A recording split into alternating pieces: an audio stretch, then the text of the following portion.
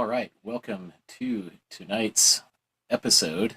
Uh, Tonight we have a very fun topic, better than fun, actually. We're going to dive into how Leninism, Marxism, communism, the whole ball of wax, whatever you want to call it, is integrally related with the modern Utah GOP establishment. And we could go quite a bit further than that on a lot of these claims, but I'm going to mostly limit myself to this topic of discussion and present some evidences in that regard to the point where, frankly, once you see it, you really can't unsee it. And yes, it really is that bad. So I'm going to go ahead and dive in. I have some slides prepared here that we're going to be going from. Go ahead and start a screen share here. Find the right window, pardon me. All right. Hopefully this works. Okay. All right, in theory, I'm sharing my screen now. So, yeah, and this has reference to something called the Leninist dialectic. And the characters here, the suspects on the screen from left to right here are Spencer Cox, Rob Axson, he's the newly elected, I guess he was the incumbent, so he's re-elected as the state party chair for the Utah Republican Party, and on the right is Senator John Curtis. And Cox and Curtis just won the governorship and the Senate, respectively, on account of some signature gathering shenanigans with the signature gathering nominating petition route, which was installed through a bill called SB 204 in 2014. It first became operative in Utah's elections in 2016, which is when I first started participating in the caucus system. So it's been very fascinating to see this development and see how basically we have a party that's supposedly deep, deep red, and in reality, it's like a watermelon. You know, red on the outside. You know, just imagine some alien world where you have some giant fruit. It's red on the outside, but it's completely blue on the inside. And the secret behind this bait and switch is actually just raw Leninism. And we can go through some Leninist resources and writings to prove that point. Let's see. Okay. And this is a fabulous quote right here. The devil's finest trick is to persuade you that he does not exist.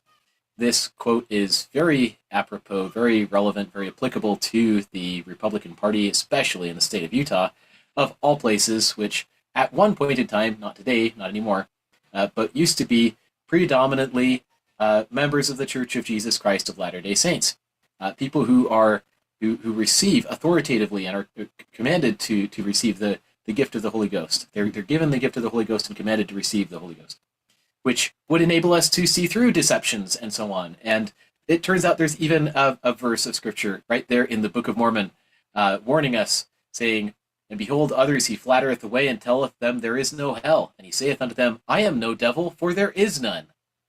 So this exact quote, pretty much, in the Book of Mormon. "I am no devil, for there is none. And thus he whispereth in their ears until he grasps them with his awful chains from whence there is no deliverance." So we're talking about irreversible harms, spiritual harms, eternal harms right here. And this is where the rubber hits the road. Do we really believe that the devil exists? Do we really believe that those nice-looking politicians on the previous page could actually be inspired by, the literal devil of all devils to be doing what they're doing? And in polite company, it's kind of just unfathomable because it's like, oh, they have such a nice, photogenic smile. Oh, look, they've got such neatly groomed hair and beards and ties and suits and all that stuff. And they're so polite, they're so nice. They couldn't possibly be pushing a satanic agenda, could they? Well, think again. So actually, one of the big things I'm going over here, I've been reading this book called The Perestroika Deception. And the cover here features a dove carrying this little portrait of Vladimir Lenin. And in case you're not aware, the dove is symbolic of peace, beautiful white bird And of course, it's bloodstained and spattered right here, carrying the image of the archetypal communist dictator. So this book is written by Anatoly Golitsyn. He was a defector from the Soviet KGB. He came to the United States 1961, I think it was, and he'd previously authored some books previous to this one. But he starts out just by writing these memoranda and giving them to the CIA, saying, "Hey, I've been inside of the Soviet disinformation apparatus. I know how it works. I know what their plans are. Here's what they're planning to do." And he actually has a track record, or he had at the time of even the publication of this second book here, a 94% success rate with his predictions. And so in the foreword to his newer book, the writer of the foreword, Christopher Story, writes, he says, "Once the Western observer has grasped the continuity of Leninist strategy, he possesses the key to interpreting and predicting events correctly." And so, I mean, we think about like, oh no, there's so much weird stuff happening in the world today. It would sure be great if we had some kind of you know, a seer who could, foresee the future and tell us what's going to happen and so on. Well, it so happens that the, you know, KGB defectors from the Soviet Union were able to deliver to us a payload of information which is perfectly consistent with all the prophets and the scriptures, and delivers to us this wealth of information that we can now use to predict the behavior of our enemy, because he's actually he's very predictable. Actually, he has a complete game plan, and he's been building it up for generations. And so this continuity of the Leninist strategy is a key to understanding even what's happening in the Utah Republican Party today, 2025. This is well over 100 years after the Communist Revolution, Vladimir Lenin taking over. So lo and behold, his strategies are still in play today. And as soon as you realize that, and as soon as you know what those strategies are, the future becomes a lot more predictable, and present and recent and past events become a lot more interpretable. It's a lot more obvious to see why they do what they do, why they did what they did, and what they're doing, what they're going to do next. Because a lot of Republicans were kind of left just kind of scratching their heads after this latest Utah State Party chair election for the Republican Party, Rob Axson, and all the endorsements. There was a lot of weird stuff going on there. There were a lot of people who many staunch Republican voters had supposed were true conservatives, and then they backstabbed us quite deliberately and quite overtly, and so our heads are spinning, right? But it turns out these sources of information have keys that we need to understanding what happened. So what's going down? So he goes through this list of, this is all still fairly early on in the book. There's this list of just really jarring things, to somebody who comes over from the Soviet Union and tries to raise the alarm about these things. And imagine yourself in that position. You're like, hey, I'm an insider. I know how it works. I know how it goes. I'm going to tell you everything about it. And just look at the response. Look at the response he gets. So he says, firstly, it's so astonishing that these democracies, the United States and Western Europe, representative governments, they're completely blind to the dangers, including, he says, most importantly, the general public. Blind to the dangers of the strategy of perestroika. And I should probably pause and explain that word from the title of this book. Perestroika means restructuring or reform, or basically it's an indication to say we're going through some changes. I'm a new me kind of thing, right?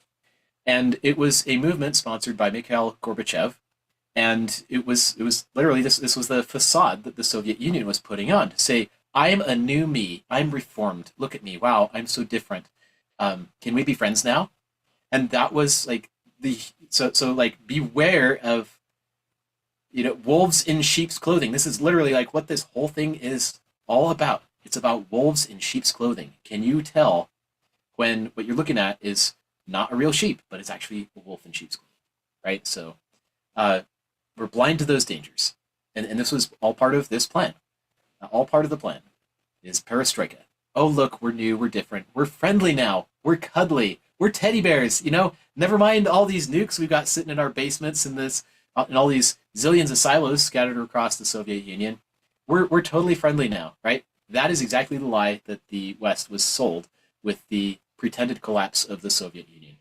Um, and so, you know, Anatoly Golitsyn is coming over here and he's like, could not believe, second point here, I could not imagine that American policymakers, and particularly the conservatives in both the Republican and Democratic parties, despite their long experience with communist treachery, would not be able to grasp the new maneuvers of the communist strategies and would rush to commit the West to helping perestroika, which is so contrary to their interests. So he's just observing that, like, what are you guys doing? Like, you are going along with this narrative that your worst enemy is now suddenly your best friend. He's all buddy buddy with you, and you guys are just like, oh, okay, oh, hey guys, the witch is dead, you know. And so, but if this isn't ringing alarm bells in your head yet with respect to the Utah Republican Party, it really should. It really should. You have not been paying anywhere near enough attention if this is not, like, you know, if you don't have a million spirits like screaming in your ears right now saying, you should listen to this. You should really, really listen to this. This is important. This is dangerous. So you should wake up. Do what the Republicans and Democrats did not do. Wake up to these realities. Wake into our full situation. So, but yeah, and he's like, well, yeah, I could understand the liberals being like, yay, communism. Oh, we're all buddies with them now. But he's like, what in the world? Why are conservatives getting behind this movement too? And this has frankly been one of the most disturbing things in my life. I could tell you a lot of things, a lot of backstory, a lot of, my father worked for the Department of Defense back in the day, and he raised a similar alarm, and he was completely shunned and ignored, including by conservatives, because they were so intoxicated with this false narrative that the war is over, Cold War is ended, you know, we don't have any enemies anymore, so let's just all go sing Kumbaya. And everybody, it seems, is so intoxicated, so addicted to this narrative of, oh, it's all peace, it's all lovey-dovey now, that they don't take these threats seriously. So look for that more and more. And like every one of these, famous KGB defectors is telling us these same kinds of things, if they're being honest. This is a portrait of John Curtis. He's now a United States Senator. Unfortunately, he very likely cheated during the last election through the signature gathering because there was a legislative audit report that showed he 97% likely did not actually receive enough signatures, and the legislature has just jumped in to try to smooth that over and pretend that never happened. It's kind of like your guy at a convention or a primary, a general election, didn't actually get enough votes to win the election, but then the legislature and the people who are running the election come in, oh, no, that totally didn't happen, But this is actual fraud, and I had the chance to interview him quite a number of times. More so when I was vetting him during the 2022 election cycle with his race for the House of Representatives. And I asked him all kinds of questions, and other delegates did too, among which were like, hey, what are you going to do about the Great Reset? And he's like, I don't know what the Great Reset is. And we're all like, really? Really? I asked him, will you sponsor a bill to get the 16th Amendment repealed? Because income tax stinks, and the Federal Reserve is an abomination. Inflation is atrocious and unconstitutional. Will you at least back our return to the constitutional standard of currency? He's like, no.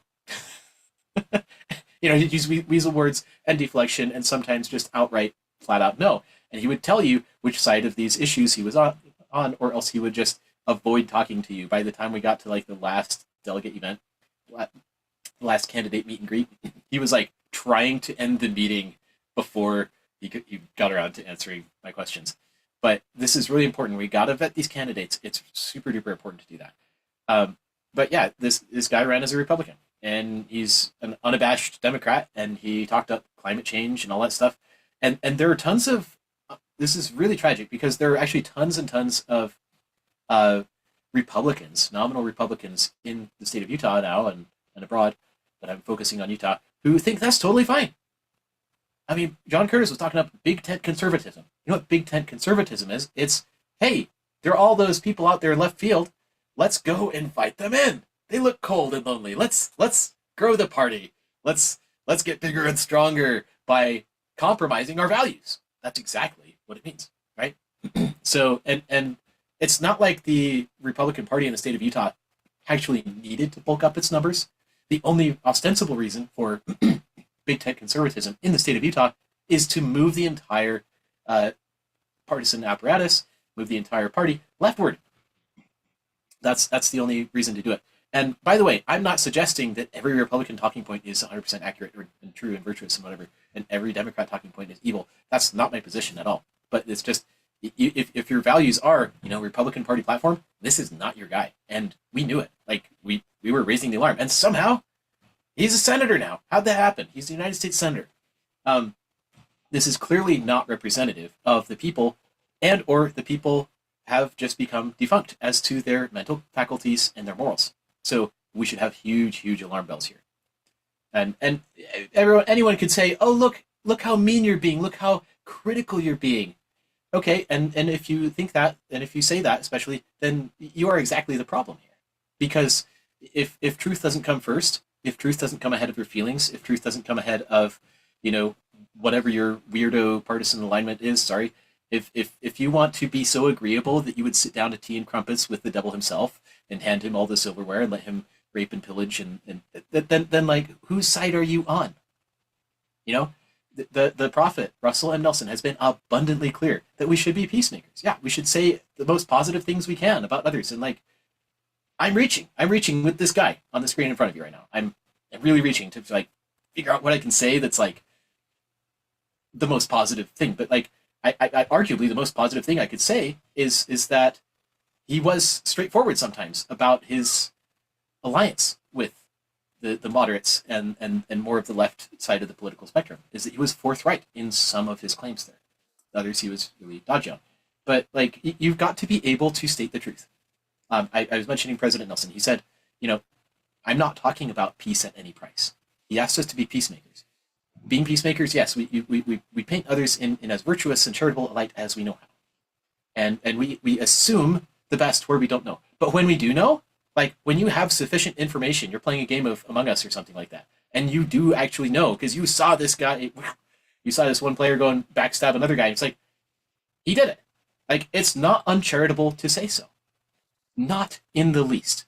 And it is a satanic lie that it is evil to, state the truth in those matters. You're actually saving lives if you honestly speak out what you are observing there. And it's extremely uncharitable to withhold that information, because then you're complicit with the bad guys. You become a bad guy. You're one of them. It's like, they're like, oh, wow, you're great. Like, you're hired. You're on the team. You're like, and you're one of the crewmates. You're not an imposter, right? But you become one by allying with them. All right, so this is just diving a little bit more into this perestroika deception material here. And yeah, I've felt this so many times. Raise your hand and like smash that like button a million times if you, well, smash it once, smash it an odd number of times so that it stays liked, so that others can find this information, because this is crucial. But if you've experienced this, like, he says, I was appalled that this perestroika, this Reformation movement, was embraced and supported by the United States without any serious debate on the subject. Okay, I know how to spell treason, treason. This is it. When your enemy pretends he's no longer your enemy, and the Soviets never disarmed, by the way. Even the Western media, even the liberal media knew this and published this, and everyone was like, well, that's okay. Like, they knew that the Soviets kept their military command and control structure intact, and their political power structures intact, and all those missile silos, like, we had missiles pointed at us the entire time, nuclear missiles on every major American city, and have continuously ever since the so-called end of the Cold War. So why was there no serious debate on the subject? Why did neither Republicans nor Democrats speak up on this at all? This was a huge betrayal of American interest. And I'm just going to say one more thing on this, and that is, I had a video on my channel. Actually, it was my first one that I had put up on my channel was from another YouTuber's deleted channel. It was Stefan Molyneux's Free Domain Radio, and it was the truth about McCarthyism. So Joseph McCarthy was a United States senator during the so-called Red Scare, which is a Leninist dialectic title, invented to smear the guy. And but he was exposing communists in our government, and he was actually more right than he knew. He was a conspiracy theorist. This is like where your term conspiracy theory comes from. Oh, that's just a conspiracy theory. You just think that there are communists in our government. And actually there were. He was more right than he knew. He had a list of like 70-something people, I think, that he suspected of being communist operatives. And actually there were more than he suspected by quite a bit. He was like, he nailed it. So he was even more right than he knew. But anyways, no serious debate. Why? Why? We should be raising this question. The mere passage of time doesn't make 2 + 2 = 5, guys. We're living in 1984. Right now. Okay. So, he says, I am appalled by the failure of American scholars to point out the relevance of Lenin's new economic policy to understanding the aggressive anti-Western design of this. So he's like, yeah, policymakers have no time to study the history of the period of Lenin's new economic policy or to remind themselves of Marxist-Leninist dialectics. So again, this Marxist-Leninist dialectic, this keeps coming up. Why does this keep coming up? This is important. So we're actually going to dissect that a little bit. Here's a little meme, just intermission here, I guess. The guy on the top is Michael Clara. You should follow his YouTube channel. He's been exposing Signature Gate, which is the fraud, frankly, the deception, the lies, the lack of transparency that went into our current governor in the state of Utah, his current governorship, and into John Curtis's senatorship, and Derek Brown's. He's the third of these signature gatherers, and Michael Clara is just asking for transparency. He's an investigator, and he's like, hey, give me these signatures, show me the signatures, because they're supposed to be public records, right? And so he made these requests and was heavily stonewalled. And it's really fascinating to see just how little information they've been giving out from the state where Deidre Henderson, the lieutenant governor, was actually overseeing her own election. Massive conflict of interest there. And just changing the rules on the fly and failing to comply with the rules, breaking the law. It's a big deal. So kind of similar framing here, right? There are these big, like, there's this giant building on fire right in front of you, and like most people are just like, oh, this is fine. You know that meme, right?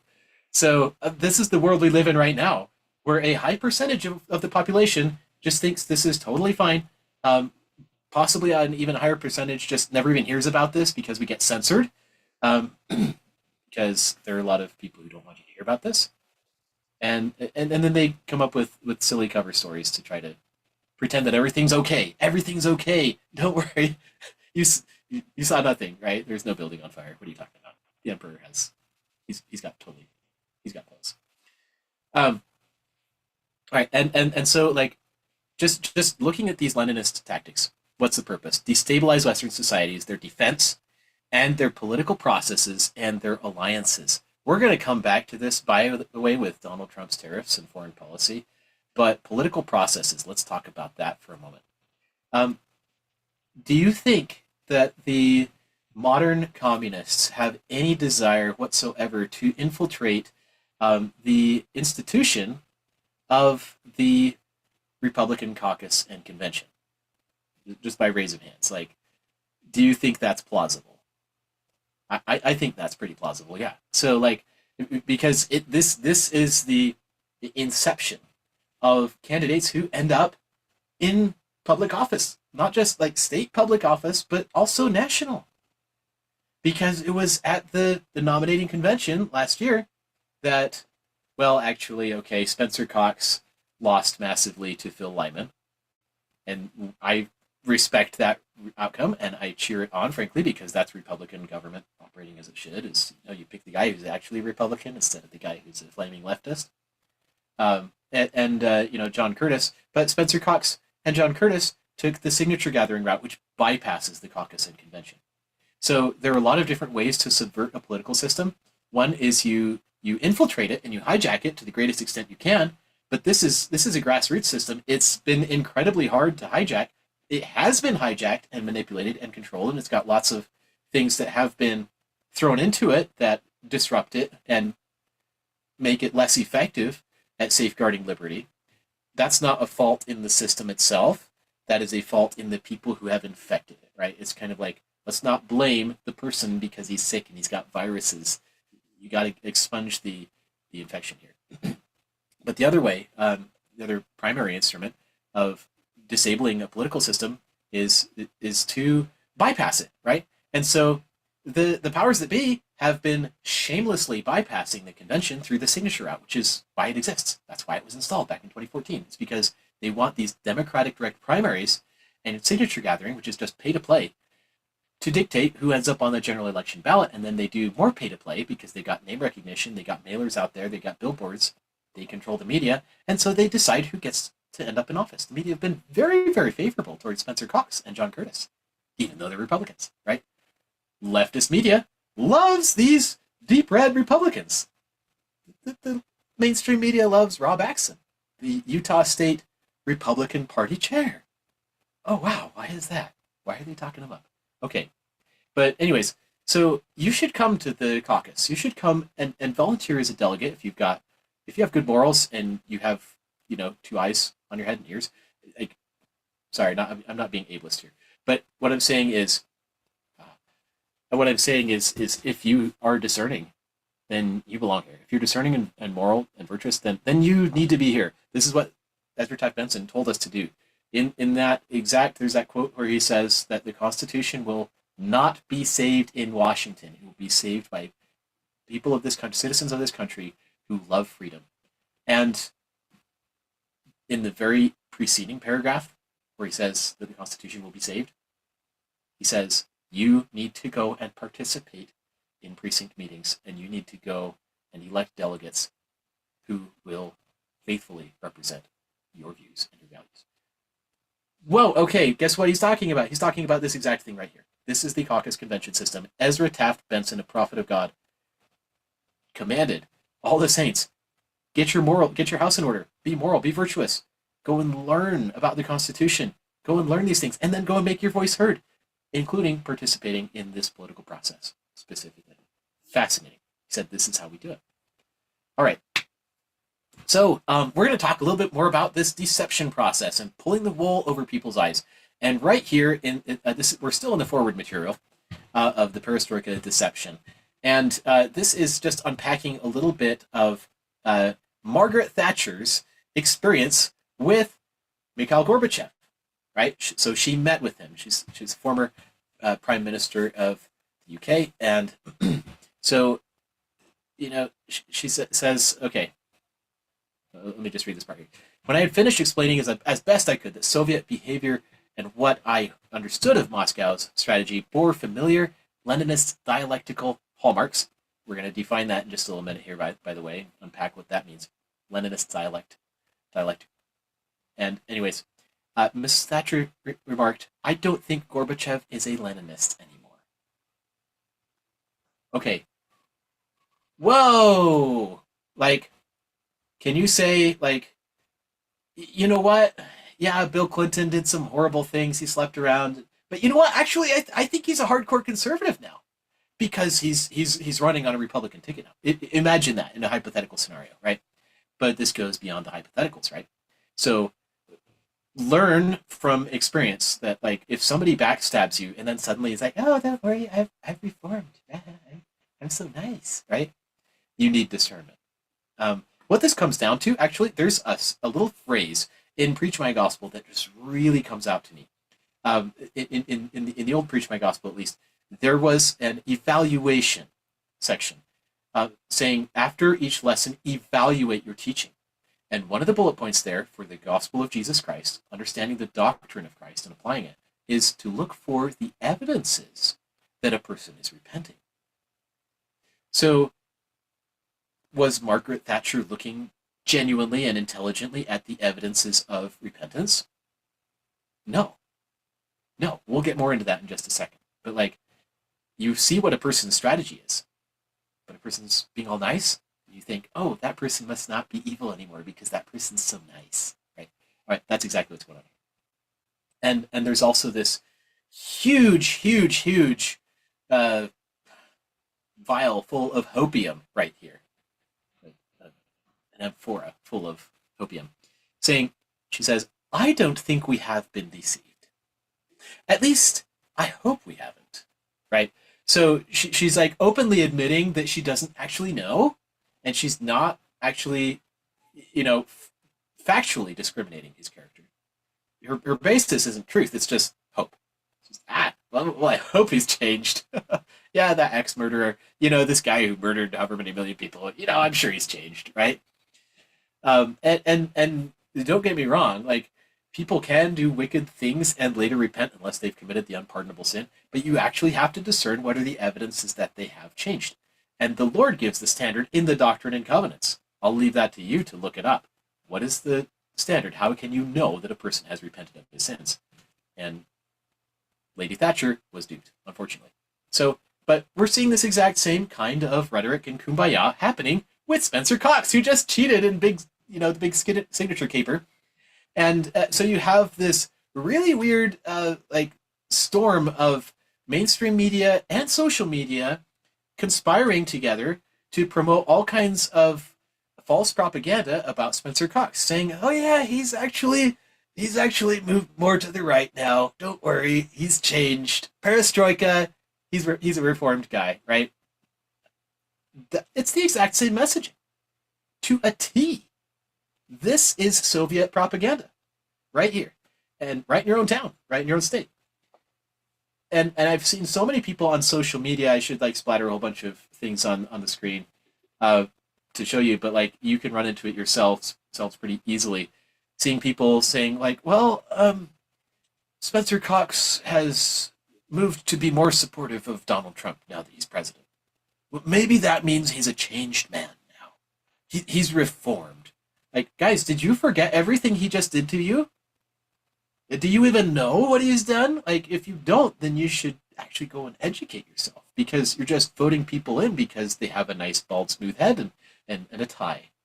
And because they're so soft-spoken, they're so polite, and have money, and they're obviously united with the people who are in power. What could possibly be suspicious about that? What could possibly go wrong? Right? So this is really just catering super duper, this is so buttered up, you can't even swallow it. But I don't know how so many people swallow this, but it's literally the all is well in Zion crowd, right?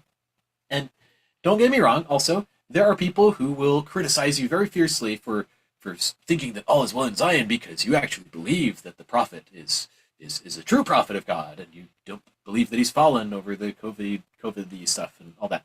Well, guess what? You can know who's on the Lord's side because they follow the prophet. You can find that in the scriptures too. I invite you to do that. But those who fight against the Lord's servants, this is the dividing line. And you do have to be smart. You actually have to receive the Holy Ghost for your guide, so that you can tell, hey, this is perestroika right here. This is Soviet propaganda. Because there's no evidence that Spencer Cox has actually changed. He's not actually apologized for his devious, fraudulent behavior with the signatures and so on. And you really should go to Michael Clara's channel and look up Signature Gate. Michael Clara, Clara. He's on YouTube. He's also on X. Go follow him. Go learn about what happened. And then you can come and rage at me and tell me just how uncivil I'm being, by how impolite, by not disagreeing better, I guess, if you want to take that route, right? So they're doing this all the time here in Utah politics. And just, there's a little bit more of explanation of what this perestroika thing means. It's not the restructuring of the internal system. That's what they want you to believe. That's what Gorbachev wanted the West to believe. He wanted us to believe, oh wow, look, they're actually not Soviets anymore. They're totally not communists. They're totally not bad guys. But the restructuring that's happening is inside your head, inside your brain. They're shifting things around because they have access to your brains. And they can, paint the good guys as bad guys and paint the bad guys as good guys. It's really that straightforward of a thing. So restructuring of your mentality, the reshoeing of a horse so it can kick you, crush you. So, and this is how they do it, is we'll just put on a new mask. Oh, look, the old disguise stopped working. Okay, let's just put on a new one. Right? This is just warfare. This is just treachery. This is backstabbery. Sun Tzu's, art of war. You look at that and you say, oh, okay, I understand what this is. But you need experience and you need discernment. And one way that they've been doing this, by the way, this restructuring, to try to get it to look like they're, sincere, they're penitent, they're apologetic. Last year, up at the Utah State Capitol building, there was a hearing that was held by the, it was the General Oversight Committee, and it was a public hearing. The public was invited. You should have been there. You should go watch the recordings of it because it was simultaneously great and cringy. There were great parts which were contributed by Michael Clara and Natalie Clausen, who were unpacking the fraud that happened, literal, bona fide, verified fraud that occurred. And you can see just how this puts the legislators in the hot seat. And then there are these guys, one representing the Davis County with the signatures, with the clerk there. Anyways, lots of fun stuff that you should go into and just dissect and see, watch people squirming in their seats a little bit. But what I'm wanting to point out here is this is kind of it's like a bumper on the automobile, or it's like it's a shock absorber, right? So whenever they hold a meeting, a hearing, they're saying, okay, this has gotten so out of hand, this has gotten so bad that we're forced to go and address it. That's a good thing, for one, because even a very corrupt government, if you can force it to acknowledge that something went wrong, then you're proving that your movement has legitimacy and momentum, by the way. But also, they're going to try to use it in such a way as to get you to believe that you don't need to worry about it anymore because we'll take it from here, right? We've got it all under control. And there were several maneuvers that were deployed during this meeting to that effect. Number one, there was all this solicitation of feedback of how do we improve the process. And what the legislative audit report on the signature gatherers, you should really dive into this a little bit. I'll just give you the super high level. There was a legislative audit report, like I mentioned earlier, that revealed that there was a 97% probability that neither Derek Brown nor Spencer Cox nor John Curtis actually got enough signatures to qualify to be on even a primary ballot. So they weren't even, candidates for the Republican Party, officially, technically, according to the plain wording of the law. And there was even a whole big packet of signatures, one or more, that were withheld and not even included in this audit. And Michael Clare has been asking, where did that go? Natalie Clausen asked, where did that go? Crickets, right? So they did not comply with the requirements of the law. The wording of the legislative audit is very deceptive because it says that they fulfilled the requirements that were given to them. And then this audit subsequently, after they turned in their signature packets, revealed that a high percentage of them were invalid, meaning that they didn't actually have enough to qualify, even though maybe they thought they did, right? But, and it uses all this woulda, shoulda, coulda kind of languages. Well, if they'd known that that many were invalid, then they could have, taken more time and gathered more. I'm sorry, but that's exactly the same argument as saying, oh, my opponent, he outperformed me. He got 1.3% more of the votes than I did at the convention or in the primary or whatever. If I had known that, if I had known what the outcome would be in advance, I could have gone and campaigned a little bit harder in these exact areas and strategized more and spent more, and then I could have forced myself over the finish line. The legislative audit report and this hearing were designed and engineered and expressly stated as such that their purpose was to get those candidates over the finish line. You see what I'm saying? The signature gathering route actually replaces the caucus and convention nominating process, which is a competitive process. You actually have to have people vet the candidates and choose which one they want more to represent them. They have to pick the one they want the very most, right? So that's a competitive, challenging election process. The signature gathering route replaces that. It displaces that, and is frankly an inherently corrupt process because of that. It's inherently corrupt because it uses 3% of the population, the voting population, to displace and replace the will of basically the entire voter base. And it's extremely crooked and corrupt for that reason, but also the fact that, the legislature just sat on their hands through this whole thing, and the judiciary wouldn't even hear the case, wouldn't even grant any kind of emergency relief on the basis the clear and evident facts that the law was not followed. So here you have, and the LG's office, Deidre Henderson, running her own election and withholding information about her own election, and she withheld the cast vote records and all that. This is deep. This is dark. This is disturbing corruption that's happening right here in our state of Utah.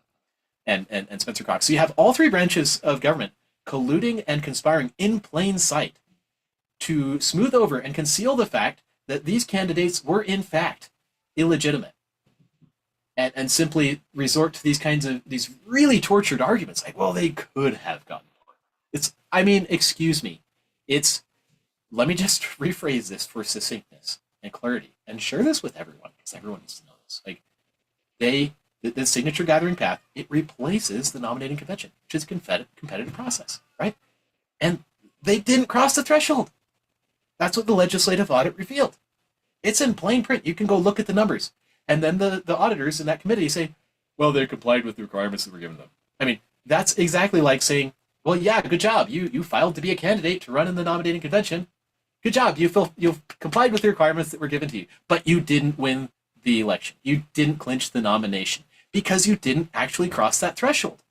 This is not a complicated, this is a simple cut and dry matter of fraud, and it's being abetted by all three branches of the state government in Utah, and the federal Supreme Court refused to touch this case. This is massive, massive corruption. And they're acting as I said, as a shock absorber now, damage control now, by saying, how do we improve the process? Which is really just a euphemism for, how do we make sure that they don't get caught next time? How do we just maybe spend a little bit more of your tax dollars to ensure that these fake candidates can cheat the system and displace the voice of the people through the grassroots, through just spending money, paying people to do it, and then just force their corpses over the finish line. This is such a Biden-esque type of a policy here. And the Utah GOP, including the incumbent party chair, newly reelected, Rob Axson, he just sat on his hands through all this. He's like, no, I don't care, right? I'm not going to join that because he chose not to join the lawsuit against SB 54 and against the signature gatherers on these allegations of fraud and stuff, because he was just like, well, I believe in obeying the law. No, he doesn't. That's an absolute lie. Okay, sorry. I'm diving too much, perhaps too deep into the weeds here. You should go and figure this stuff out for yourself. Go and answer these simple questions. Like, did they get enough signatures? Yes or no, according to the audit. Like, that's a pretty, factual, statistical, probabilistic kind of a question. Like, should there have been more transparency there? Like, did Deidre Henderson follow the written requirements of the law? Yes or no? Like, go answer these questions. Like, just do a little index card and put it in front of yourself so you know the score. These aren't lunatic allegations. Transparency has been blocked, and no, they didn't comply with the requirements of the law. And so this process is part of that perestroika movement to say, all is well in Zion. We're reforming ourselves. Don't worry. Yeah, you caught us, but don't worry. That was not us, right? And actually, in fact, they had a lightning rod that they deployed during this hearing. If you listen to it, towards the end, they're like, oh yeah, but actually there were 11 people who were, accused of fraud during the signatures. They were accused of producing fraudulent signatures. So don't worry, we're punishing the guilty. It's like, yeah, but there's still a fraud who's in office in the governorship, the governor seat, and there's still, well, two of them, governor and lieutenant governor, and there's still a fraud sitting in Washington right now, this minute, Senator John Curtis. He is a fraud. He hasn't addressed these issues. He needs to be called to account to address these issues, right? And Derek Brown too. So the state attorney general. So wow, massive, massive collusion, conspiracy, and corruption. So yeah, we should get these things resolved. And maybe the only reason why people say we can't do it is because now the Gadiantons have the upper hand. Well, why did we sit still and let that happen, right? So big deal here. We need to get into this more, and not let them get away with just letting people forget because they promised that they would do something to fix it. And of course there will be lots and lots of news stories. Look for this saying, oh look, we fixed the process. If people are paying attention to it at all, and if they're not, if people have just forgotten, according to their own polling, then they'll just be like, well, let's just not have any more news releases on it. Let's just not do anything more about it because there's not sufficient public impetus behind that we actually need to go and take the egg off our face. All right, so look at this for just a moment too. I'll be quick on this one, but this is going along more of the Margaret Thatcher experience. And so, so she says, if at this time I had paid attention only to the content of Mr. Gorbachev's remarks, largely the standard Marxist line, I would have to conclude that he was cast in the usual communist mold. But his personality could not have been more different from the wooden ventriloquism of the average Soviet apparatchik. He smiled, laughed, used his hands for emphasis, modulated his voice, followed an argument through, and was a sharp debater. His line was no different from what I would have expected. His style was. Okay, like, how did you let this woman into office? I'm sorry, but like, and Margaret Thatcher is styled as one of the more ultra-conservative types of personalities, one of the more hard-nosed anti-communists out there.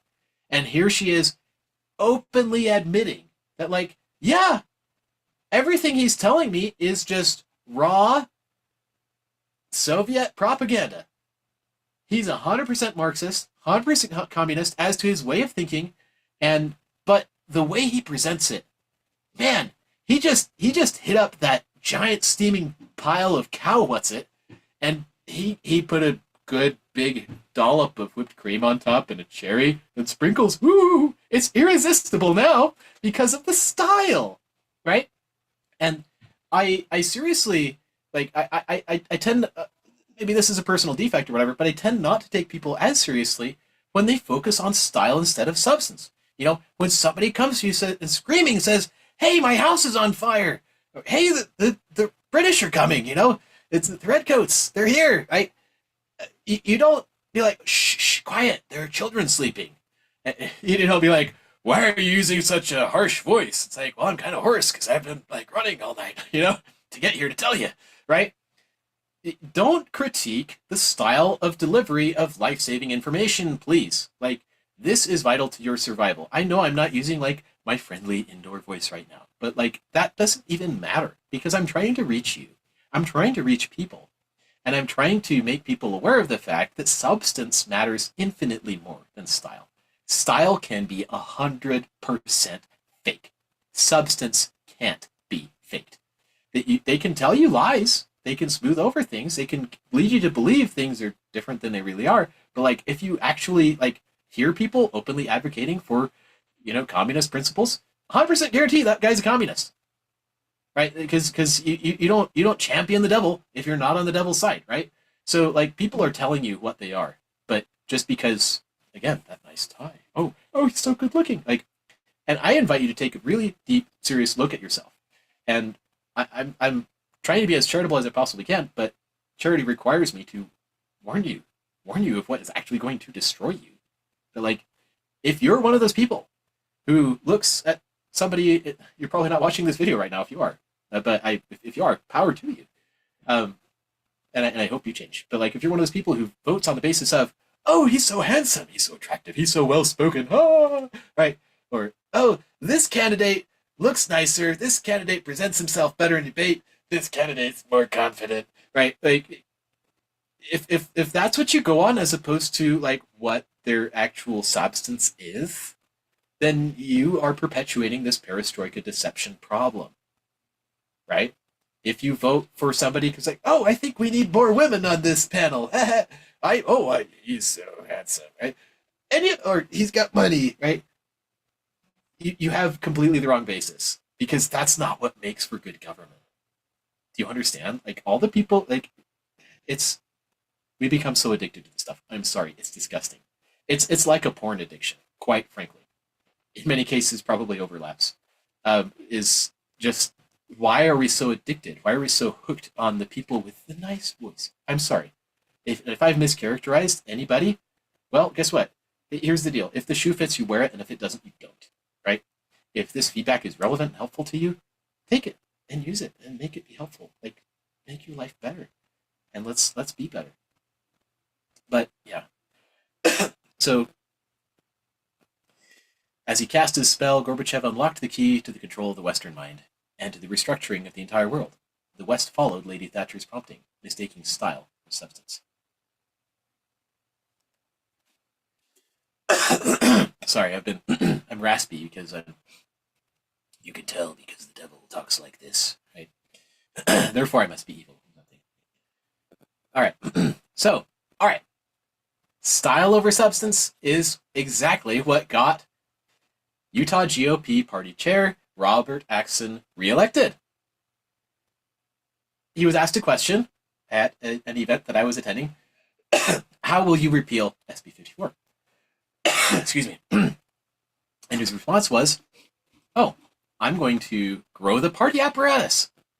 I'm going to grow the party apparatus by recruiting tons and tons of youngsters into the party through big tent republicanism and hanging on to moderates and clinging to them and begging them to stay with the party and join the party and so on. This is what he said. That's how we're going to get SB 54 repealed. That's how we're going to move the party more red. His campaign slogan was, the redder the better. Are you kidding me? And his substance is literally telling you, it's screaming to your face, the bluer the better. Yeah, we want all these young people and moderates to come join the party. He said, like, not even 5 minutes earlier, when he was explaining how we're going to grow the party by involving all these young people, he said, how many 18-year-olds and 25-year-olds in this state do you think care about the SB 54 fight? Do you understand what he's saying? He's saying, you know that the young people aren't invested in this. They don't care. So wait a minute. Can you riddle me this? How is recruiting the least passionate demographic and luring them into the party through, college, campus events and free pizza and stuff, just saying, come and vote Republican. Come and join us because we're powerful, we're strong, we have an R, we're red. Go join Team Red, right? You're basically appealing to their video gaming instincts without any substance. I'm sorry, it's disgusting. But and I'm not saying people can't be in favor of Republican government just because they're young, but if your plan literally is, let's just bulk up the party by maximizing that number, then I guarantee the party will move away from repealing SB 51. So he's going the exact opposite direction. So in a sense, he's so, smoothly spoken about it, everything. People are just like, oh yeah, he's such a great unifier. Well, he's such a great unifier because he's equivocating, because he's talking about both sides of his mouth. He's a liar. That's why people think that he's a unifier. You understand? A person who lies to you can seem really conciliatory with you. A person who is telling you the truth will say some things that you probably find repugnant, repulsive. And that is one of the pains of living in civilized society and actually having checks and balances on government and actually representing yourself in government that you actually should put on your, grown-up pants and deal with. Because if you don't do that, if you can't deal with some disagreement because somebody's telling you the truth, then don't shoot the messenger, at the very least. And don't just go for the guy who promises you everything you want. Because this is another huge part of the perestroika strategy. I'll get into this more when we evaluate Donald Trump more in depth. But it's really, the deception, this is from the book as well, is give people everything that they want. Promise them everything that they want. Give them all these, they want bread and circuses? Promise them bread and circuses. Let them believe that they're going to get exactly what they want. And that's what Rob did. To people who asked about SB 54, he promised that, yeah, you're going to get, sorry, to people who want SB 54 repealed, sorry, to be clear, he promised, oh, don't worry, I have an awesome plan to get SB 54 repealed. And out of that same mouth, in the same meeting, telling other people, yeah, I couldn't care less. Right. Huge problems. I asked this question in that meeting. I said, how much would it cost to repeal SB 54? Because he'd been critical of Phil Lyman over what he assumes, and at least wanted us to believe, would be bottomless spending to try to get SB 54 repealed through litigation. So, right, you're going to bankrupt the party. That was his argument, right? And so his response to my question was, I can't give you a number, but limitless. It's going to cost limitless spending. Sorry. And I'm like, well, frankly, I kind of believe him. Because he's openly saying, this is the substance, guys. This is the substance. Don't pay attention to how he says it. Pay attention to what he's saying. Turn on your brain instead of your TV-addicted, computer game-ized, soulless, heartless, tiny clump of sorry. You've got to gain control of that small sector of your brain and your neural circuitry that actually controls your habits, controls your daily function. We all need to be better at that. But anyways, sorry. I'm being hypercritical here. But yeah, take him at his word. Okay. Bingo. Exactly. He is never going to get it repealed. He's never going to lift a finger to get it actually gone, right? Or if he does, it's because his work here is done, right? He's accomplished his objectives. And anyways, you have this massive slate of people who are perhaps to some surprisingly establishment conservatives, and they're totally on board, endorsing this guy. He's a unifier. Never mind how much we've betrayed you before. Never mind how much we've cut your bike and backstabbed you and fought against Republican government. Never mind that we are the establishment. We just endorsed this guy, and he's totally not establishment. Don't worry, guys. Disagree better. Okay, so let's go over, just briefly, the Leninist dialectic. I've been using this phrase. It occurs a ton in this book. And a dialectic is a proposal.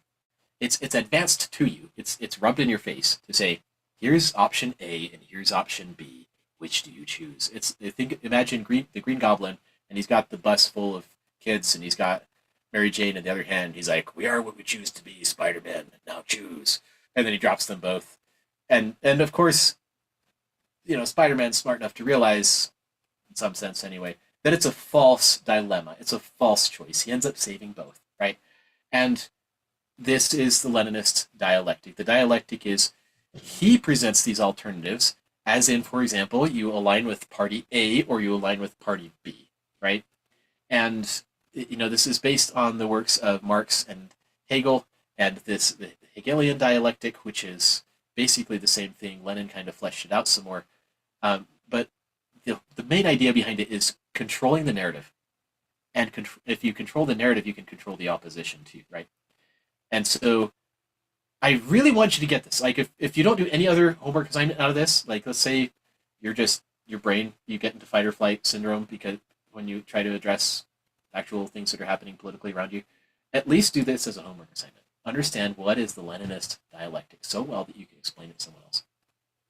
And so here's how it goes. You define the narrative. You say, here's party A. And in order to align with party A, you have to subscribe to all of its tenets. And by the way, there are poison pills in each of these parties, right? So party A, you've got to, let's just say it out loud, Democrats, right? If you're either part of the Democrat Party or you're part of the Republican Party, or else you're just completely politically disenfranchised and people think you're a loser because you're not one of these two major players, because this is part of the false dilemma here, false dichotomy, is this forced idea that you can't actually cope with more than two choices in front of you. I think that's a big part of it. Like, the devil insists that you are not intelligent enough to notice that the truth is not eclipsed by, it's not subsumed, it's not contained fully within either of these two choices, or even both of them together. But part of this false dialectic, of course, is that you can compare these alternatives, and it's a corruption of a true principle, which is you should look at contrast, you should consider alternatives, but you shouldn't stop once you've seen one thing and another thing. Here's company A, here's company B. If company A is right, then company B must be wrong, and vice versa, right? You can't actually frame everything as a competition between two binary things, which are in reality not actually mutually exclusive completely, or are maybe allied with each other. You can't reframe reality as all that. So I hope to get better and better at explaining this, but I hope that you do your own homework to try to understand this and really see where it shines, because truth, this is why I have all of these boxes scattered throughout this field here, it's not in the line of those two things. You can't actually arrive at all truth if it's out of band. And this is how they do it. They will actually shame you for departing from your party line. That's one of the reasons why political parties are so powerful, and why they form a crucial part of the Leninist dialectic. The party system, specifically the two-party system here in America, is the backbone of the Leninist dialectic. And this explains, by the way, why when Anatoly Golitsyn came here to the United States and started complaining about this and saying, hey, guys, he raised the alarm, said this is what the Soviets are planning on doing, and he was right about practically like almost everything, why neither the Republicans nor the Democrats really cared to give him an ear. It's because they are the embodiment of the very Leninist dialectic that he was raising the alarm about. You see? Like the United States had already been infiltrated so massively by the communists that both Democrats and Republicans thought, "Oh, this is fine. All is well in Zion. This is part of our dialectic. These guys are our allies. They're our friends." Because they were so accustomed already to lying about themselves and about each other, misrepresenting one another and themselves, that like another party that they're actually allied with, that they're actually using the tactics of on a daily basis, to see those tactics deployed, they're just like, oh yeah, business as usual. And so it is literally a conspiracy. The Republican and Democrat parties both, by that point in our history, and I would have to submit, really, really from the very beginning, they were already following the Communist Manifesto. The two-party system in America, Democrat and Republican, they were following Marxist principles from the very beginning. And the purpose really is to shame you for advocating for truth. An example, just briefly, in the state of Utah, if you speak up about, or anywhere in the United States right now, if you speak up in favor of defendant rights with regards to people who are being deported or threatening to be deported, then you're the boogeyman. If you're a Republican, all the Republicans, all the MAGA, maybe not all, but like the MAGA movement in particular, which is part of that Hegelian dialectic, which is actually a big tent. It's actually a purple movement. They shifted leftward to capture more of the voter base, and that's one of the ways they were able to guarantee a win. It's because Trump is not actually a conservative; he's a moderate, right? And we're, Republicans are holding their noses as we're voting for him because we know that he doesn't represent our values. That's the point, right?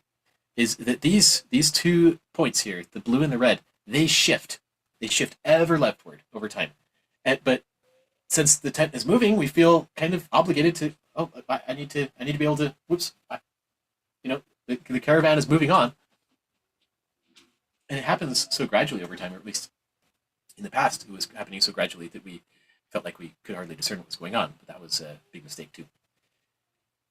But anyways, yeah, they do this deliberately so as to make it so that you're punished for asking sincere questions. You're punished for seeking truth outside of the mainstream parties. Because if you speak up on any of these issues, hey, all human beings have defendant rights. The rights are God-given, not government-granted. The MAGA movement, and consequently the controlling faction within the Republican Party today, will shame you for it. They will mercilessly censor and deplatform and vituperate you for simply affirming Amendments 4 through 8 of the Bill of Rights. And some people listening might not agree with me, but guess what? Rights are God-given, not government-granted. You cannot refute that with any authoritative document anywhere. The Declaration of Independence states that it's true. The Constitution and the Bill of Rights do not anywhere purport to be able to grant rights to people. Rather, it is the privileges and immunities of the citizens of the various states of the United States. That is what the Constitution speaks of whenever it talks about any kind of benefit conferred by those documents apart from enumerated powers to the government. It's really an instrument for keeping the government in check. It's not an instrument for conferring rights. Until you realize that, you don't understand beans about the Constitution. So anyways, sorry, I'm being super frank tonight. I'm like, I could probably be in a better mood, but like when you have a knife in your back, it's kind of hard to talk in sweet, even-tempered tones all the time. And I don't think we should be hating people because of that. I don't think we should be telling them to, oh, you should just disagree better. Like, and I'll be frank too. Like, I do believe that, the tenor of our dialogue matters a great deal, which is why I try to reach out and talk with people face to face, one on one, over the phone, etc. If you want to have that kind of conversation, I am totally up for that, because that's how we find truth. Is you don't confine yourself to the party line. You don't penalize people for disagreeing with you on 1 or 2 points or whatever. You actually seek truth, and if you do disagree with people, bear in mind the enemy of your enemy is not your friend. Doesn't mean they're trustworthy, but you can ally with them. That facilitates, at least in those temporary, limited settings, can facilitate checks and balances. It's kind of the idea behind it, is to use that diversity. But yeah, this is the idea. Make the truths that would save your skin and save your soul out of band, out of line, unreachable, drifting further and further out of reach, and to punish you if you ever try to reach for them because you're no longer conforming to the party. You're not a true Republican because you believe in defendant rights, right? You see how ridiculous that is. Right, and yeah, like I mentioned, this is a perfect description, actually, of the party system, and including specifically the two-party system we have in America. And yeah, it's not like this needs help because we already naturally punish one another. Like there are people that I will admit, maybe this is a character flaw, but I have blocked people for being downright toxic in their disagreements with me on a single issue, even when we agree on others. Like if a person is going to lie about me and misrepresent me and to slander me horribly, then I'm like, dude, I'm better off not having that kind of invective or representation in my life. I don't need that, thanks. And so I will declutter my inbox sometimes by blocking people who do that, which is unfortunate because we do see eye to eye on other issues, and we shouldn't be so vehement in our disagreements on others. This is where I think we could all improve. This is certainly one area, and I'm not claiming to be an expert on this, but being peacemakers is definitely not disagree better. And you need to be able to tolerate having disagreements at all, right? Because I think that's a large part of what Spencer Cox and Rob Axson mean when they use the disagree better rhetoric, because they mean don't disagree at all. That's a CCP tactic right there, right? We should be alerted to that. But yeah, once that behavior becomes normalized, and then you have these two prototype behaviors. Oh, you're a liberal. That tells me everything I need to know about you. No, it doesn't. Liberal is not even really an identity, hardly. I mean, it arguably is in some respect, but like, no, don't judge people so wholesale, so categorically. Even if somebody is a, quote, Leninist. Well, guess what? There was, in fact, a repentant Leninist, and he came over to the United States to come and warn us about this. In fact, there were multiple. And we can tell they repented because, again, go to the Doctrine and Covenants, find out what that criterion is, so you can actually become a good judge of when someone has repented versus when he has not, right? But anyways, these two prototypes, if you control those two narratives, then you control practically everything, as long as they've stolen power and usurped it, consolidated it into those two camps. If that's where the power is, then you've got control of an entire civilization. And I already mentioned this, but like, if it shifts over time, we feel compelled. Republicans felt like, well, we didn't actually get to choose a Republican candidate. We didn't actually get to choose a conservative. There's a guy with an R next to his name. Yeah, he's Donald Trump, but he's not actually conservative. So we are plugging our noses because of that Leninist dialectic that you see every single time you go to the ballot box. It is the party system. I did a video on this previously. I unpacked Phil Lyman's petition to the United States Supreme Court over the signature gathering issue, and in it there were some really juicy tidbits, such as, for example, the fact that the parties themselves are actually committing an illegal conspiracy by representing themselves as basically agents of the government. They're using taxpayer dollars to advertise their candidates on the ballot.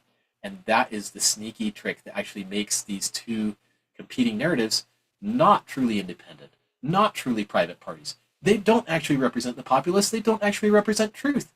They're part of this Leninist dialectic, right? And you can, and it's exactly like the animals from Animal Farm, where they say all animals are equal, but some animals are more equal than others. That is exactly what the party system is. Parties, political parties, namely and particularly the Democrat and Republican parties, the two mainstream options that they want to have as their controlled opposites, those two have special access to the ballot here in the state of Utah and nationwide, frankly. They get special treatment. They get special benefits. Why? Because our government is run by Leninists, frankly.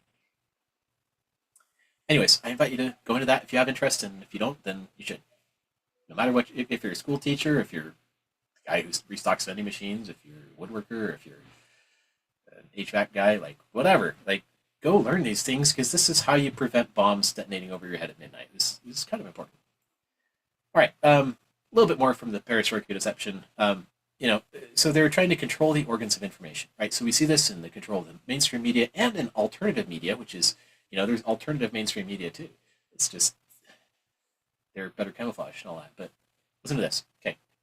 Control of the Western mind is to be achieved not only by means of the dishonest use of language.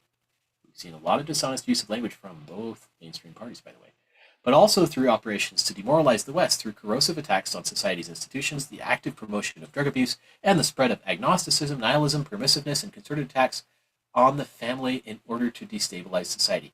Oh, didn't see you there, Elon Musk. Permissiveness, yeah, okay. Denialism, agnosticism, attacks on family, correct. They're all on the same team, guys. I've warned you this. I hope to have more dialogue around this, and I'm not just a loner here, but I am telling you the truth. Religion and the traditional cultural and moral hegemony must first be destroyed before the revolution can be successful. But so much of this really is just disagree better. It's control of the Western mind through the dishonest use of language. And, Spencer Cox, John Curtis, Rob Axson, they'll show their true colors sometimes, and they'll be just outright dishonest at other times. And this is more of the disagree better right here. Cooperation blackmail. You see? You better not disagree with us. We have news. We'll blow you up if you don't play nice with us. We'll blow you up if you don't believe and tell everybody else that we're all nice now. Right? Are you beginning to see the letters on the ransom note materialize here? Are you beginning to understand these tactics? If not, take a hard look at yourself. Take a hard look at the scriptures. Look at yourself in the mirror. Through that hall of mirrors. They represent you as you truly are. But yeah, this is how the West interpreted the cosmetic changes as a deepening of the process of Soviet reform. So, and there are a ton more parallels that we could pull here. The very origin and inception of the two-party system in the United States of America, the origins of the Republican Party, the Democrat Party, the formation of the state of Utah, and the era of good feelings that followed after the political persecution against a religious minority here in the state. We were a national religious minority, and we were persecuted by the national parties. They extorted us into giving up our local parties as a prerequisite to being granted statehood.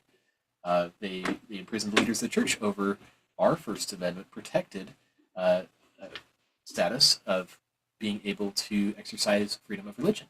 And they confiscated our property. They took away the temple lot and dissolved the church formally as an organization. And then while and barred members of the church from serving on a jury. That's in my petition to the Supreme Court. I'm asking them, pretty please, will you undo the damage you did them in taking away our right to representation by juries. But all those things were taken away from us. And now suddenly, magically, everything is hunky-dory. I'm sorry, but Utah kids, I hate to break it to you, but somewhere along the line, someone's parents didn't teach you everything that they should have, or some kids didn't learn all the lessons from their parents that they should have. I will bear you a testimony here. I will bear you my testimony. The final words in the Old Testament are a warning from Malachi. He warns us that if the people of the last days, he says, behold, I will send you Elijah the prophet before the coming of the great and dreadful day of the Lord, and he shall turn the heart of the fathers to the children, and the heart of the children to their fathers, lest I come and smite the earth with a curse. I have a testimony that this refers to the work of temple and family history work, without which there would be none to meet the Lord at his coming. But I have a further testimony that this also entails that we must turn our hearts to our fathers, our ancestors, and to others who have sacrificed for the cause of freedom, including this guy, Anatoly Golitsyn, who's his older book, New Lives for the Old.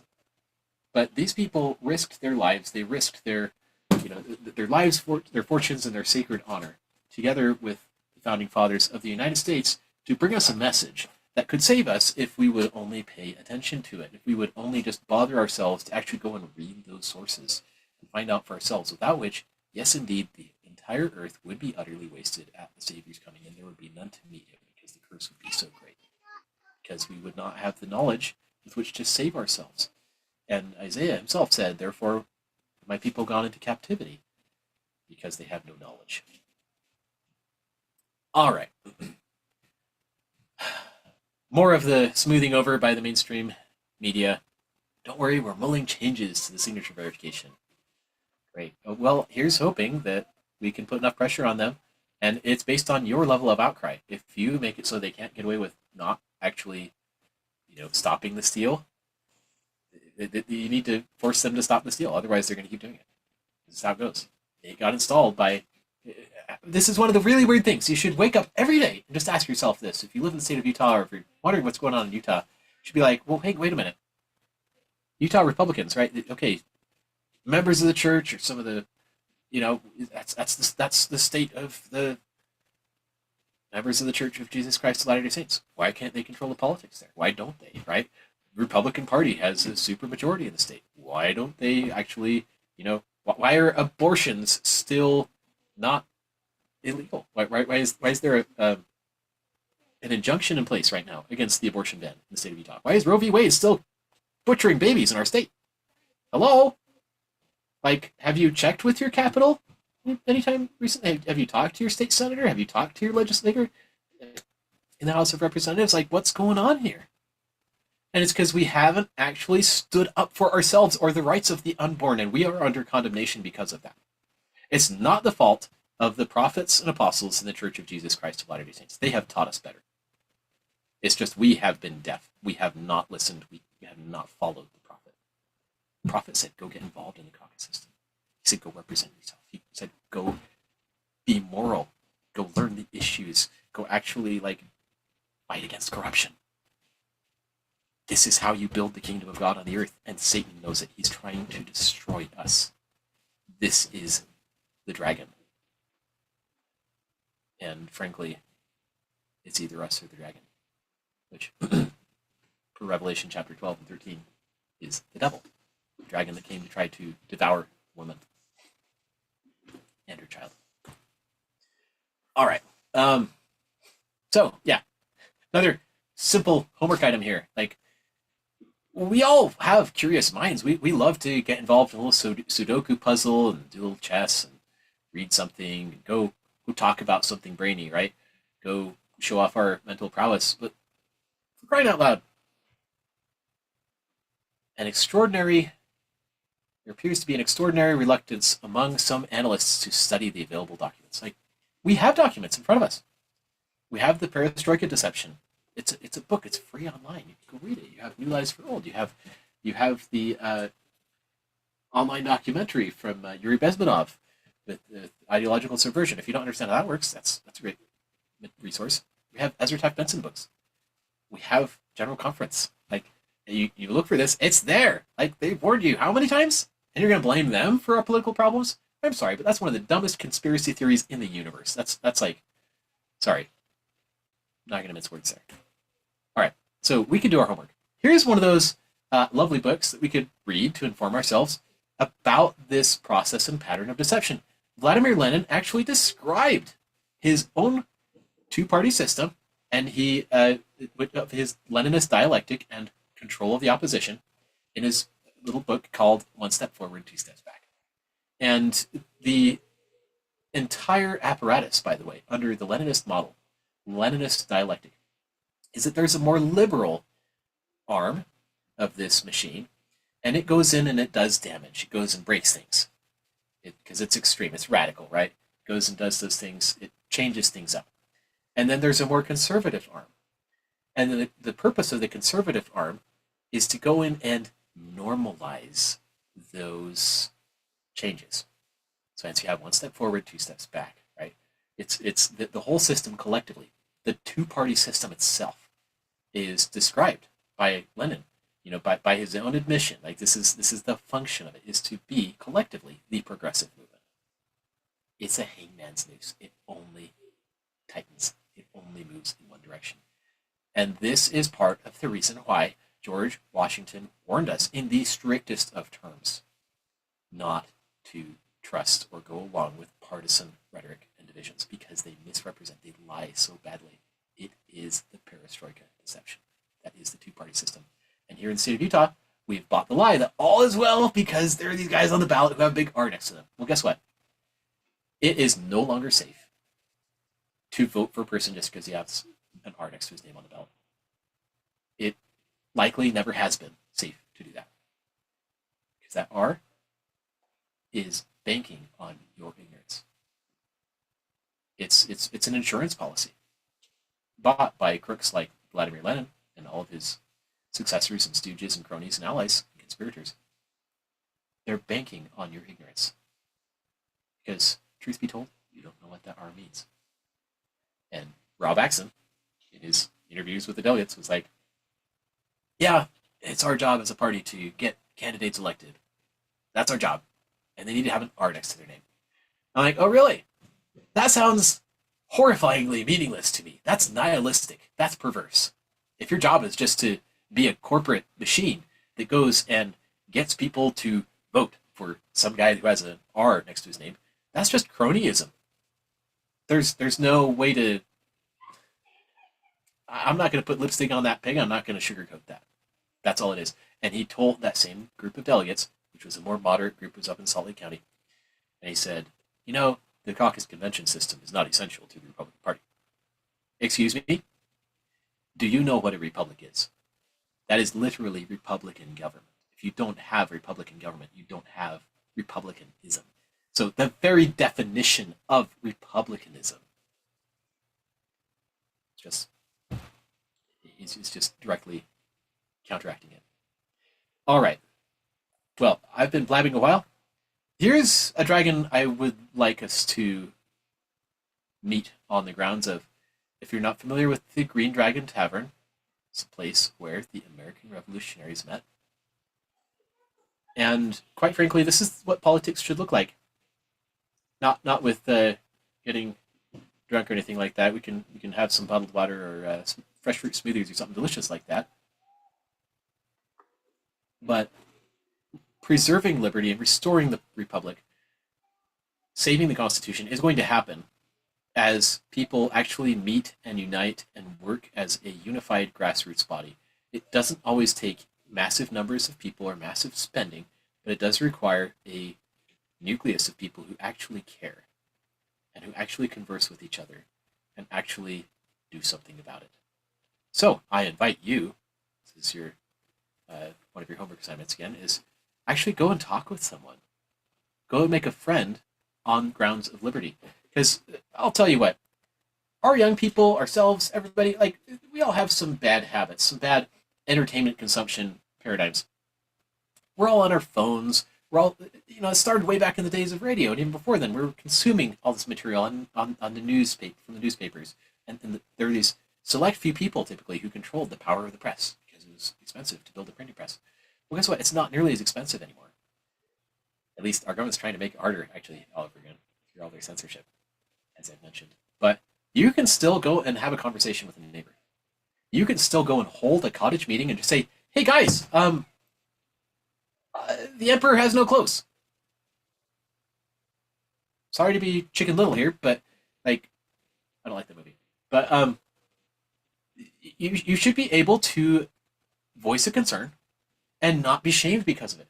Because you see, the Spencer Cox, Rob Axson style of doing things is the moment you have a grievance, the moment you petition the government for redress of grievances, that's protected under the First Amendment, by the way. Then you are being divisive. You are being contentious. You're not being unifying. But I'll tell you what, in order for unity to exist, there must be division also. There must be opposition in all things. You cannot unite without dividing, and you cannot divide without uniting. Riddle me that. In order to be one as the Lord's people, or as the people of freedom, same thing ultimately, you have to actually be separate from the wicked. Like, you shouldn't be, and that doesn't mean have, like, no communication with them whatsoever. Go ahead and, like, figure out what they're up to, please. And then report back to us, like Golitsyn did.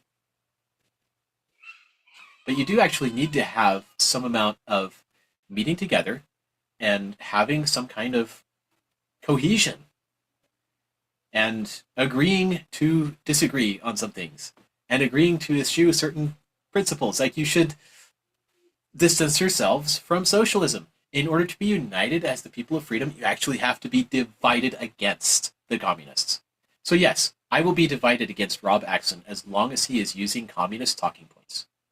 I will be divided against Spencer Cox as long as he continues to be unrepentant about his cheating in the 2024 election. I will be divided against communists like John Curtis, who continue to move the party leftward and embrace and endorse these communistic policies that enrich the Chinese Communist Party, all while giving lip service to, putting them in their place and all that. By their fruits ye shall know them. This is what Jesus said. And that means we need to look at substance over style, not style over substance. And the best venue for making that happen is stop pretending to slay dragons online. Stop fighting over stupid stuff like sports. Stop getting into the weeds of all this stuff that doesn't matter. And actually just have a sit-down conversation or a walk or whatever. Just have a phone call at least. Talk with your fellow citizens. Find fellow patriots.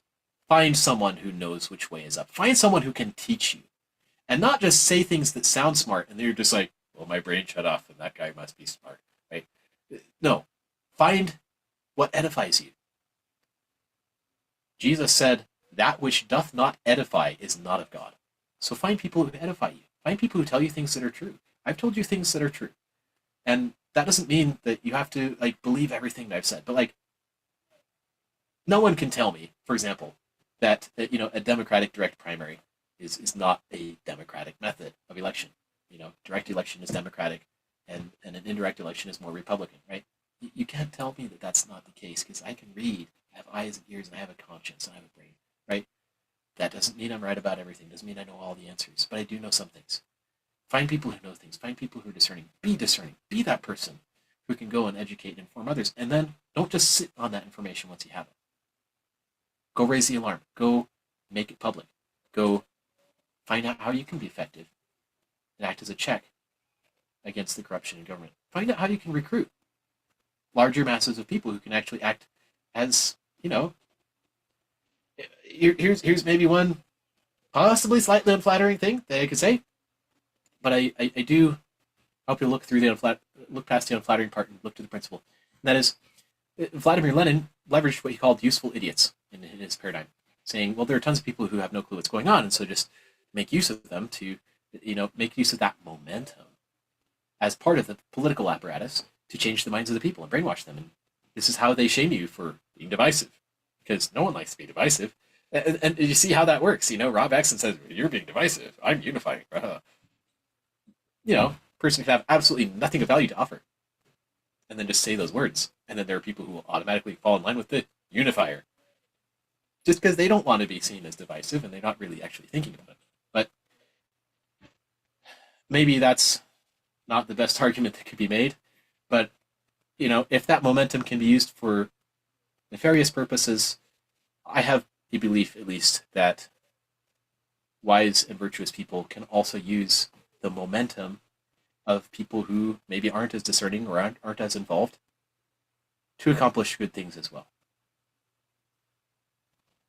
And I'm not under any delusion that we're going to just suddenly save the world overnight, or we're going to blow up the Death Star and poof, oh wow, now we're all free because I wrote my congressman, and now they're going to stop lying to us. Now we're going to get our freedoms back. I'm not that naive. But this is your homework. It's a work in progress. I'm a work in progress. You know this. Have conversations. Talk to people about stuff. Make your voice heard and make it moral. This is why I started the constitutionalvote.org website. Go ahead and check that out. I have information on there about how the party system has been deceiving us all along. It is the perestroika deception. It is the, everything's okay because you're in a party and your party agrees with you, and therefore you're in control. No, you're not. Your party doesn't represent you. They intentionally misrepresent you. That's what we've seen happen.